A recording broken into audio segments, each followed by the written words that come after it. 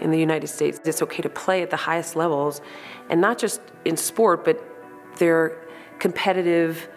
spirit carries over into thinking they can do anything in life. So if I can do anything on the field, and I can take charge, and I can kick the ball, throw the ball, jump, run,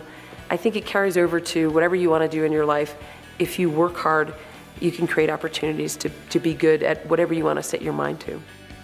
I am very passionate about what I do, and having the fortune to play squash full time and now work for the U.S. Olympic Committee, it's something where it's just, every day when you wake up and you feel like you can make a difference, to me that's, I think, where my passion connects, where if I feel like I can help an athlete, I can help a national governing body.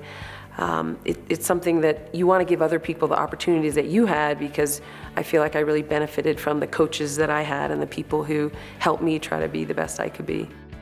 What I really enjoy in being involved in so many different organizations is the crossover of really that we live in a beautiful place, we have great people here, and to keep connecting folks that they can have a great business opportunity, a great hike, or start a new business. To me, what I get excited when you can connect people who are really can do great projects together for the community and to make a difference.